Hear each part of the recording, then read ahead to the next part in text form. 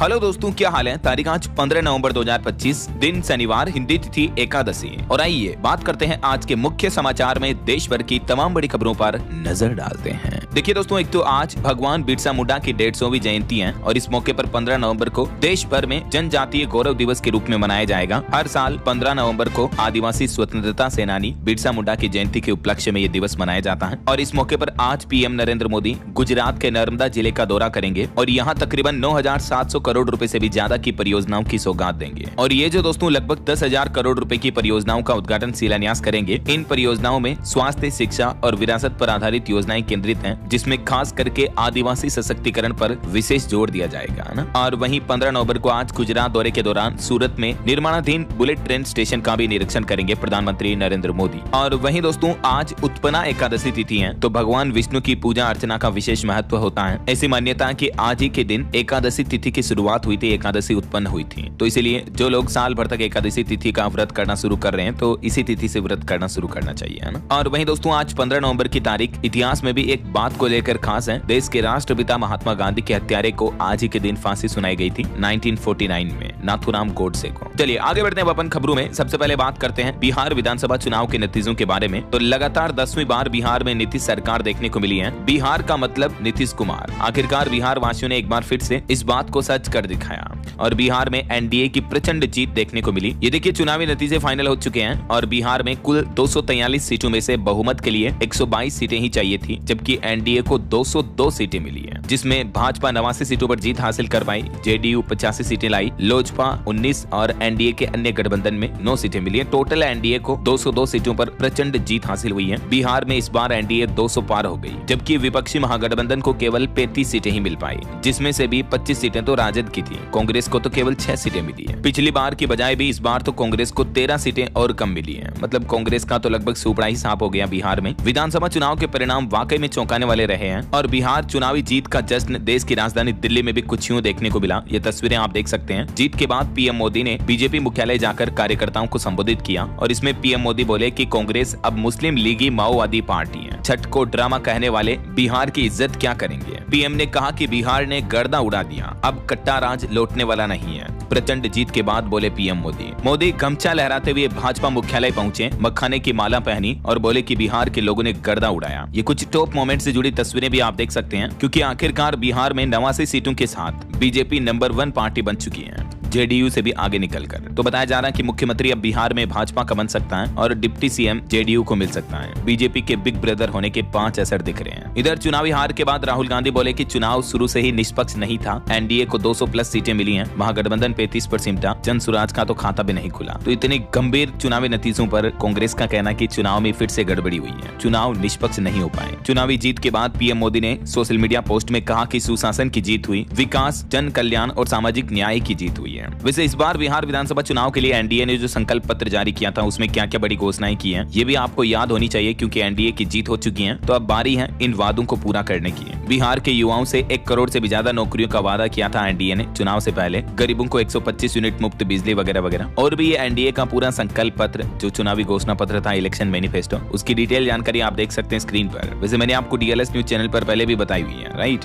लेकिन अब देखते हैं कि आखिर सरकार इन सभी घोषणाओं को कब तक पूरा करती है ना। महिलाओं को भी 10-10 हजार रुपए तो मिल चुके हैं, बाकी 2-2 लाख रुपए तक की सहायता देने की बात कही गई है महिला रोजगार योजना के तहत। तो बाकी की धनराशि कब तक आती है, ये भी पता चल जाएगा। वहीं दोस्तों बिहार में इस बार सबसे कम उम्र वाली एमएलए बन गई मैथिली ठाकुर। अलीनगर विधानसभा क्षेत्र से ये जीतकर बिहार की सबसे युवा विधायक बन गई है। मैंने कांग्रेस मैथिली को, उन्होंने 11,000 से भी ज्यादा वोटों से जीत हासिल की है। और इन चुनावी नतीजों पर देखिए दोस्तों आप, कांग्रेस सांसद शशि थरूर बोले कि कांग्रेस पहले से ज्यादा वामपंथी रुख अपना रही है। भाजपा से मुकाबले के लिए ये रवैया गलत है। मनमोहन ने बीजेपी सरकार की नीतियां ली थी। इसके अलावा बिहार चुनाव में नतीजों के बाद कुछ मीम्स भी सोशल मीडिया पर वायरल हो रहे हैं। जेडीयू की सीटों से पीएम मोदी चिंतित दिखे, कांग्रेस का रिवर्स गियर लगा, पी के पीछे से फर्स्ट आए। ये कुछ सोशल मीडिया मीम्स की तस्वीरें भी आप देख सकते हैं। और बिहार चुनाव के अलावा दोस्तों बीते दिन 8 राज्यों की विधानसभा सीटों पर उपचुनाव के नतीजे भी आ चुके हैं। कांग्रेस ने राजस्थान में बीजेपी से और तेलंगाना में बीआरएस से अपनी सीट छीनी। आम आदमी पार्टी ने पंजाब की सीट बचाई। ये देख सकते हैं आप 7 राज्यों की 8 विधानसभा चुनाव सीटों के उपचुनाव के नतीजे क्या क्या रहे हैं, कहां किस कैंडिडेट की जीत हुई और किसकी हार हुई, है ना। और इन 8 विधानसभा सीटों पर उपचुनाव के रिजल्ट में राजस्थान के एसडीएम को थप्पड़ मारने वाले जो नरेश मीणा थे वो हार गए। अंता सीट से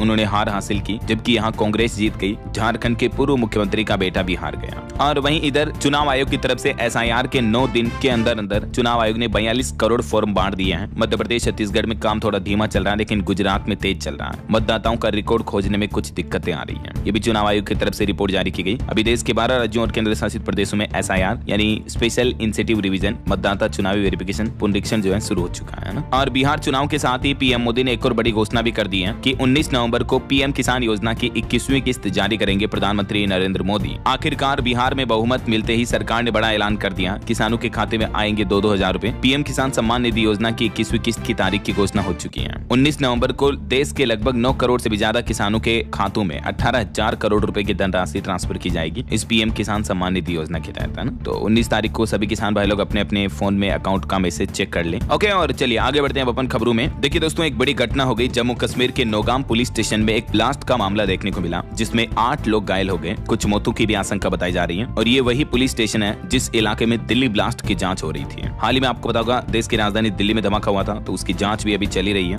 कि इस बीच जम्मू कश्मीर के श्रीनगर में नौगाम पुलिस स्टेशन के अंदर बीती रात तकरीबन 11:30 बजे के लगभग ये बड़ा धमाका हुआ, जिसमें 8 से ज्यादा लोग घायल हो गए। कुछ की मौतों की भी आशंका है। हालांकि मौतों की संख्या के आंकड़े की पुष्टि नहीं हो पाई है। अब इसमें अभी तक इसे कोई आतंकी हमला नहीं बल्कि एक दुर्घटना बताया जा रहा। बाकी जांच के बाद ही पता चल पाएगा, लेकिन हादसा बहुत गंभीर रहा है। अच्छा, वैसे दिल्ली हादसे से जुड़ी भी कुछ बड़ी खबरें देखिए दोस्तों। दिल्ली ब्लास्ट में हरियाणा के नूह से खरीदा गया था अमोनियम नाइट्रेट और इसी से विस्फोटक बनाया गया। उस दुकानदार को भी हिरासत में ले लिया है और आतंकी उमर का घर भी उड़ा दिया गया। ये घर की तस्वीरें आप देख सकते हैं। इसके घर को भी ढा दिया गया प्रशासन की तरफ से, है ना। वहीं दिल्ली धमाके पर सरकार ने भी चेतावनी दी है। सोशल मीडिया पर कोई भी आपत्तिजनक पोस्ट करता है तो उनकी खेर नहीं। असम राज्य में अब तक 17 लोगों को गिरफ्तार भी कर लिया है, जो मतलब दिल्ली के धमाके से जुड़ी कुछ आपत्तिजनक पोस्ट सोशल मीडिया पर कंटेंट वगैरह शेयर कर रहे थे, है ना। और आज 15 नवंबर को भी दिल्ली का लाल किला बंद रहेगा। दिल्ली ब्लास्ट के बाद एएसआई की तरफ से बड़ा कदम उठाया गया। पुलिस की सिफारिश के बाद फैसला लिया। वहीं दिल्ली ब्लास्ट में हरियाणा के 9 से भी 2 और डॉक्टरों को गिरफ्तार किया गया। इनके भी आतंकियों के संपर्क में होने का दावा है। अल फलाह यूनिवर्सिटी की जमीन की पैमाइश भी शुरू हुई। ठीक है, तो ये तो दिल्ली ब्लास्ट से जुड़े अपडेट चल रहे हैं। और इंडियन आर्मी के लिए बड़ी अच्छी खबर आ रही है। देखिए दोस्तों, भारतीय सेना की बढ़ेगी ताकत, आर्मी को मिलेगी इनवर एंटी टैंक मिसाइलें। रक्षा मंत्रालय की तरफ से बीडीएल के साथ एक बड़ा समझौता करार किया गया। बीडीएल यानी भारत डायनामिक्स लिमिटेड के साथ डिफेंस मिनिस्ट्री की तरफ से ये रक्षा समझौतों पर हस्ताक्षर हुए हैं। और ये तकरीबन 2095 करोड़ की डील है, जिसके जरिए इतने हथियार इंडियन आर्मी को दिए जाएंगे, है ना। वहीं देखिए, भारतीय सेना ने 16,000 फीट ऊंचाई पर चलाई मोनोरेल। इसे गजरात कॉर्प्स ने बनाया और इसके जरिए अरुणाचल प्रदेश के पहाड़ी इलाकों में आसानी से पहुंचेगी मदद। भारतीय सेना की तरफ से ट्विटर पर इसका एक वीडियो भी शेयर किया गया, देख सकते हैं आप। चलिए अगला अपडेट देखिए। नर्सरी में बच्चों के प्रवेश की आयु सीमा पर विवाद देखने को मिल रहा। तो अब दिल्ली हाईकोर्ट ने इस मामले पर सरकार से जवाब भी मांगा। अगली सुनवाई 26 नवंबर को होगी। मतलब छोटे बच्चों का जो स्कूल में एडमिशन करवाया जाता है, तो नर्सरी में दाखिले की उम्र क्या होनी चाहिए, इस मुद्दे को लेकर अभिभावक जो विरोध करें, तो इस मामले पर 26 नवंबर को सुनवाई होगी दिल्ली हाईकोर्ट में, है ना। चलिए खबर आ रही है वृद्धावस्था पेंशन को लेकर। यूपी की योगी सरकार ने बड़ा फैसला लिया है। कैबिनेट के फैसले से 70 लाख से भी ज्यादा बुजुर्गों को मिलेगा फायदा।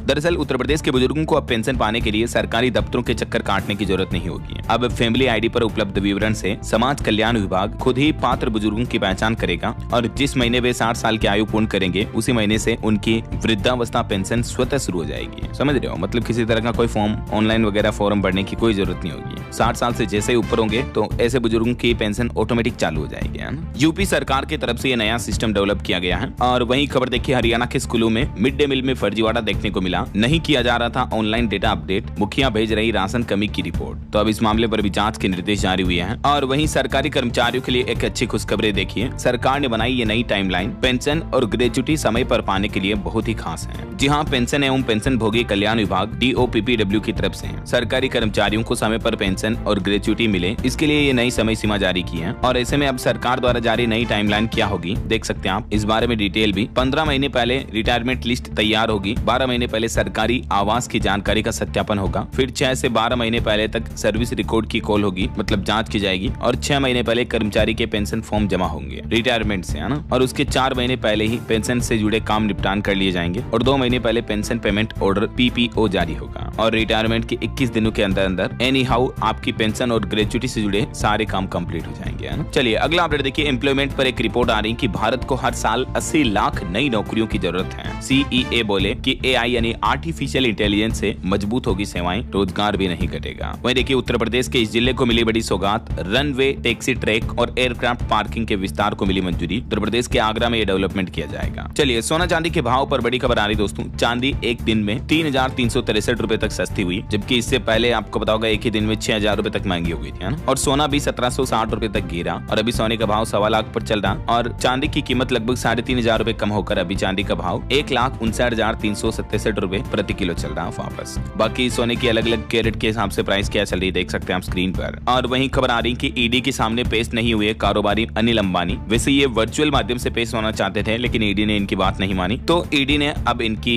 अपील ठुकराकर दोबारा समन भेजा है। और वहीं खबर देखिए, आंध्र प्रदेश में 1 लाख करोड़ रुपए निवेश करेगा अडानी ग्रुप। असम राज्य में भी 63,000 करोड़ के इन्वेस्टमेंट का ऐलान किया और आंध्र प्रदेश के विशाखापट्टनम में तो टेक पार्क बनाएगी अडानी कंपनी, है ना। वैसे आंध्र प्रदेश में इन्वेस्टमेंट की मानो बरसात से आ गई। सरकार ने एक ही दिन में साइन किए 3.5 लाख करोड़ से भी ज्यादा के 35 निवेश समझौते हैं और 1.25 लाख नई नौकरियों का भी बड़ा वादा किया। आंध्र प्रदेश के मुख्यमंत्री एन चंद्रबाबू नायडू की अगुवाई में बीते दिन ये बड़े निवेश समझौतों पर सहमति बनी और अडानी समूह की तरफ से भी इसी दरमियान ये बड़ा ऐलान किया गया, है ना। चलिए खबर आ रही है, हिमाचल पंचायत चुनाव में 55 लाख से भी ज्यादा मतदाता वोट डालेंगे। इलेक्शन कमीशन ने वोटर लिस्ट भी तैयार की। कांगड़ा में सबसे ज्यादा वोटर्स होंगे। वहीं देखिए उत्तराखंड के केदारनाथ में 17.5 लाख से भी ज्यादा लोगों ने फैलाया 2300 टन कचरा। अब खच्चरों से लाया जाएगा इस कचरे को वापस। नीचे लाने में तकरीबन 25 करोड़ खर्च होंगे और क्योंकि कचरा जलाने पर तो बैन है उत्तराखंड में, खास करके यहाँ पर, तो इसीलिए अब कचरे को लेकर ये सर्वे रिपोर्ट सामने आ रही देख सकते हैं आप, क्योंकि ऊपर इतना कचरा इकट्ठा हो रहा है ना। चलिए अगला अपडेट देखिए, कर्नाटक राज्य में गन्ना किसानों का आंदोलन अब और हिंसक हुआ। 100 से ज्यादा ट्रैक्टर में आग लगा दी किसानों ने।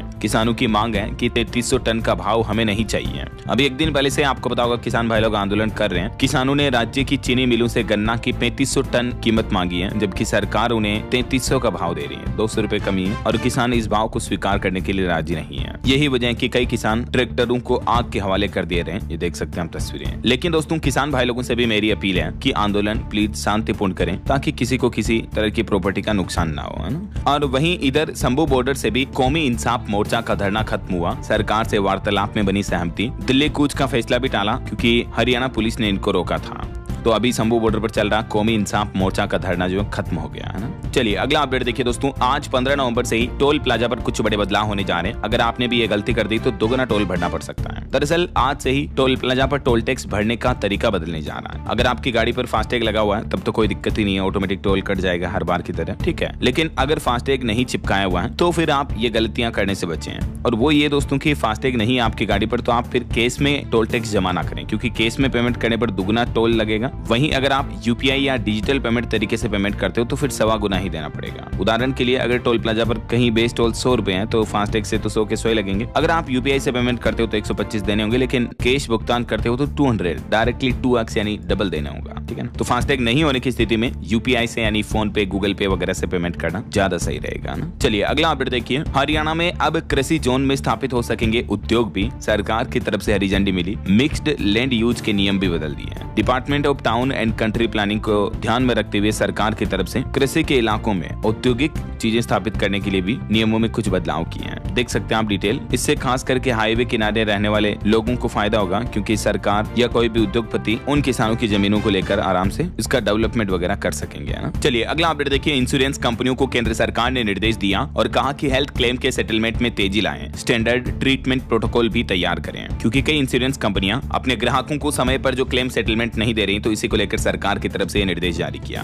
वहीं महंगाई के मोर्चे पर भी एक अच्छी खुशखबरी आ रही कि थोक मुद्रास्फीति दर भी अक्टूबर में -1.21% रही है, जो कि देश में महंगाई के मोर्चे पर राहत की बात है। मुद्रास्फीति में गिरावट देखने को मिली है ना। और मध्य प्रदेश में देखिए दोस्तों, एक बड़ी सड़क दुर्घटना हो गई। खाई में गिरी कार, 5 लोगों की मौत हो गई। 150 किलोमीटर प्रति घंटा की रफ्तार से चल रही थी कार और ड्राइवर को जब्ती आ गई, तो फिर कौन क्या ही कर सकता है। मरने वालों में IT एक्सपर्ट और HR भी शामिल है। इनके समेत टोटल 5 लोगों की मौत हो गई IT एक्सपर्ट समेत, क्योंकि कार हाईवे के किनारे से फिर खाई में जा गिरी। ये जो आप खड्डा देख पा रहे होंगे, यहाँ जा गिरी है। चलिए अगला अपडेट देखिए। लखनऊ, नोएडा समेत उत्तर प्रदेश के 5 शहरों में आज 15 नवंबर से नई बिजली व्यवस्था लागू हो जाएगी। यूपीपीसीएल की तरफ से दावा किया गया कि शहरों में बिजली व्यवस्था में बदलाव किया जा रहा। वर्टिकल व्यवस्था लागू होने से उपभोक्ताओं को बेहतर सेवाएं मिलेगी। वर्टिकल व्यवस्था से मतलब ये है दोस्तों कि अब आपको बिजली डिपार्टमेंट में हर तरह के अलग अलग काम के लिए अलग अलग कर्मचारी, अधिकारी वगैरह देखने को मिलेंगे, ठीक है ना। प्रत्येक काम के लिए अलग टीम होगी तो आपका काम आसान हो जाएगा। चलिए अगला अपडेट देखिए। अमेरिकी टैरिफ से दबाव के बीच निर्यातकों को सरकार ने और आरबीआई ने बड़ी राहत दी है। देखिए भारतीय रिजर्व बैंक आरबीआई ने शिपमेंट भुगतान की समय सीमा को बढ़ाकर 15 महीने कर दिया है। और वहीं देखिए अप्रवासियों को जारी 17,000 कॉमर्शियल लाइसेंस भी रद्द करेगा अमेरिका का कैलिफोर्निया। कई दुर्घटनाओं के बाद ये फैसला लिया है। कुछ और इंटरनेशनल न्यूज अपडेट देखिए आप। ऑस्ट्रेलिया का नया स्टूडेंट वीजा नियम आज से ही लागू होने जा रहा है। भारतीय छात्रों पर इससे क्या प्रभाव पड़ेगा? तो वैसे कुछ छोटे संस्थानों को जरूर मौका मिलेगा, लेकिन भारतीय छात्रों के लिए भी क्या क्या बदलाव होंगे देख सकते हैं आप जानकारी, है ना। वहीं देखिए बांग्लादेश में शेख हसीना पर फैसले के पहले भड़की हिंसा। एक दिन में 32 जगहों पर धमाके हुए, दर्जनों बसों को आग लगा दी गई। ढाका में 400 पैरामिलिट्री सैनिक भी तैनात किए गए हैं। आज बांग्लादेश के पूर्व प्रधानमंत्री शेख हसीना को अदालत के द्वारा सजा सुनाई जानी है और उससे पहले देश भर में हिंसा बढ़ गई। उनकी पार्टी आवामी लीग ने विरोध में पूरे देश में लॉकडाउन लगाने की मांग की है। इतने हालात गंभीर चल रहे, देखिए जरा। 32 जगहों पर बम फटे और दर्जनों बसों में आग लग गई। वहीं खबर आ रही 18 घंटे काम कर रही जापान की नई पीएम। सुबह 3 बजे मीटिंग बुलाई, घोड़े की तरह काम करने को कहा। ऐसे में सवाल ये कि क्या लौटेगा ओवरवर्क से मौत का कल्चर। जापान के नई प्रधानमंत्री साने ताइकाची जो है अभी देर रात तक काम कर रही है, 18 घंटे खुद। देखिए युवाओं को जरूर इनसे हिम्मत और प्रेरणा लेनी चाहिए। वहीं खबर आ रही पाकिस्तान में आर्मी चीफ के खिलाफ हुए सुप्रीम कोर्ट के जज। संविधान में बदलाव का विरोध किया। देश भर में प्रदर्शन की तैयारी में अब इमरान की पार्टी।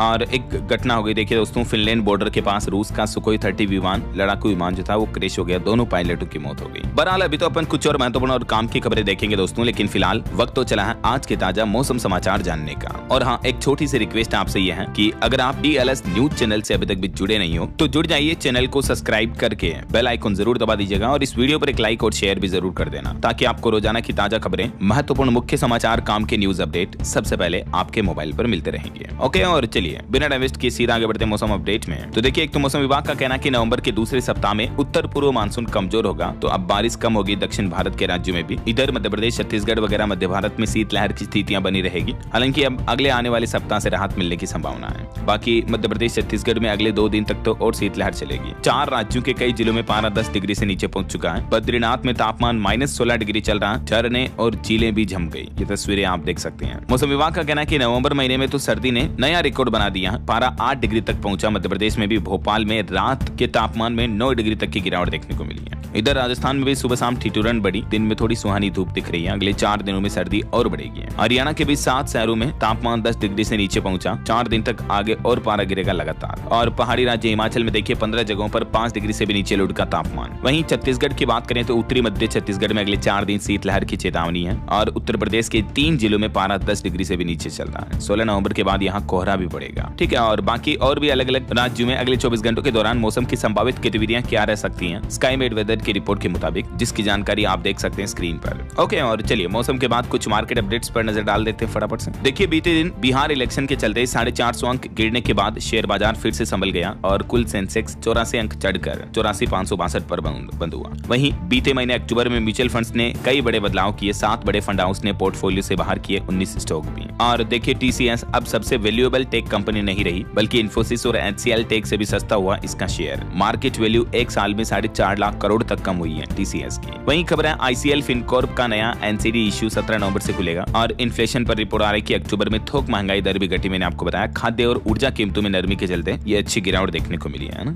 वहीं कंजप्शन पर रिपोर्ट आ रही है कि देश में बढ़ती खपत का असर दिख रहा। भारत ने 2024-25 में आयात की है 1.5 करोड़ टन से भी ज्यादा खाद्य तेल। और वहीं महंगाई भत्ते पर देखिए तमिलनाडु सरकार ने बड़ा फैसला लिया है। महंगाई भत्ता 58% कर दिया। 16 लाख कर्मचारियों और पेंशनर्स को सीधा फायदा होगा। 3% बढ़ोतरी कर दी, जो पहले 55% था उसको बढ़ाकर 58% कर दिया। तमिलनाडु के मुख्यमंत्री एम.के. स्टालिन की तरफ से बड़ी घोषणा की गई है। और वहीं देखिए केंद्रीय वाणिज्य मंत्री पीयूष गोयल का कहना है कि अमेरिका, यूरोपीय यूनियन समेत अन्य देशों के साथ भी भारत का मुक्त व्यापार समझौते पर बातचीत जारी है। भारत कनाडा ने आर्थिक सहयोग को नई दिशा में देने के लिए महत्वपूर्ण साझेदारी की है। खास करके खनिजों व स्वच्छ ऊर्जा पर जोर दिया जाएगा ना। वहीं देखिए एसी और एलईडी निर्माण को मिलेगी रफ्तार, 13 कंपनियां करेगी 1914 करोड़ का निवेश, 60,000 रोजगार मिलने की भी उम्मीद है। और एक श्रद्धांजलि, भारत की सबसे उम्रदराज अभिनेत्री कामिनी कौशल का निधन हो गया। 98 साल की उम्र में इन्होंने अंतिम सांस ली।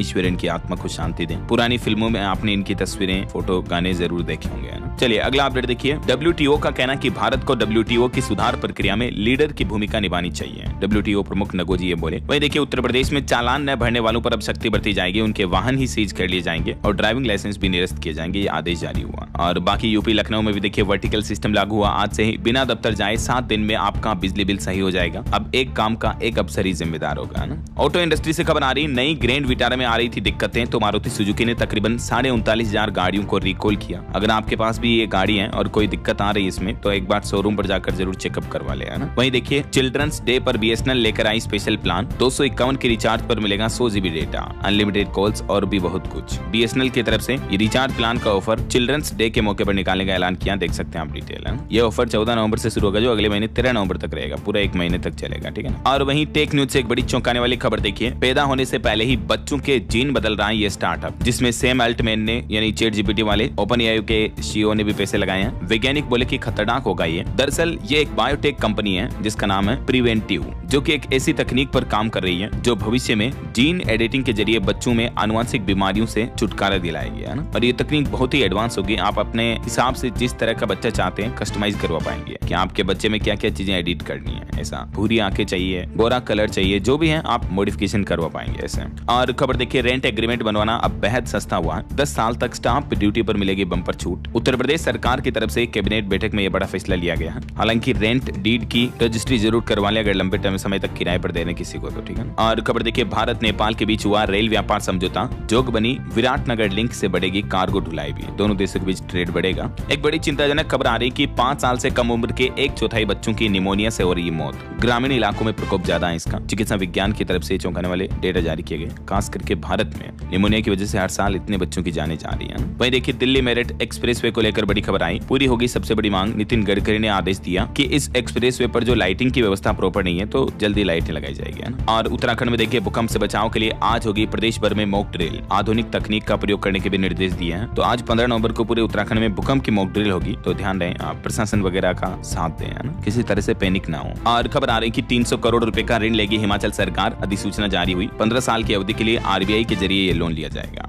वहीं हिमाचल में स्वयं सहायता समूह की महिलाओं को भी लाभ मिलेगा। घर बैठे उत्पादों को कहीं पर भी भेज सकेगी। डाक या खुद लेने उनके घर पर आएगा। डाक विभाग की तरफ से नई पहल की गई है। और ऑटो इंडस्ट्री से खबर देखिए दोस्तों, हीरो की विडा VX2 गो का 3.5 किलोवाट बैटरी पैक के वेरिएंट की लॉन्चिंग हो चुकी है। फुल चार्ज में 100 किलोमीटर चलेगी है। कीमत इसकी 1,02,000 से शुरू है। और देखिए ये चाइना की एक कार जो 999 सीढ़ियां चढ़ने वाले चैलेंज में फेल हो गई, बीच रास्ते में ही फिसल गई, रेलिंग भी तोड़ दी। जबकि टाटा की रेंज रोवर ने 2018 में ये रिकॉर्ड बना दिया था। ये तस्वीरें आप देख सकते हैं रेंज रोवर किस तरह से जा रही पपिया की तरह। यह मेड इन इंडिया। वहीं देखिए रूस का पहला AI रोबोट भी डेब्यू के दौरान गिर गया, तो ऑर्गेनाइजेशन ने काला पर्दा लगाकर इसको छिपाया। चलिए अगला अपडेट आ रहा। हरियाणा में SMO भर्ती पर रोक और SP लागू करने की मांग की। पंचकुला में डॉक्टरों ने प्रदर्शन भी किया, आंदोलन तेज करने की चेतावनी दी है। वहीं हरियाणा में दयालु योजना में फंसी है तकरीबन 35,500 फाइलें। अब जिलों में फाइलें क्लियर होगी। मुख्यालय में स्टाफ कम है, मुख्यमंत्री के पास महकमा भी भेजा गया इसका। और किसान भाई लोगों के हित में छत्तीसगढ़ के मुख्यमंत्री विष्णुदेव साय की अध्यक्षता में कई बड़े फैसले लिए गए। कैबिनेट बैठक में मुहर लगी। क्या क्या फैसले लिए गए, कुछ पॉइंट्स आप देख सकते हैं स्क्रीन पर। और वहीं खबर देखिए, देश को मिलेगी 100 सैनिक स्कूलों की सौगात। गुजरात में गृह मंत्री अमित शाह की तरफ से बड़ा ऐलान किया गया कि जल्दी हमारे देश में 100 नए सैनिक स्कूल स्थापित किए जाएंगे।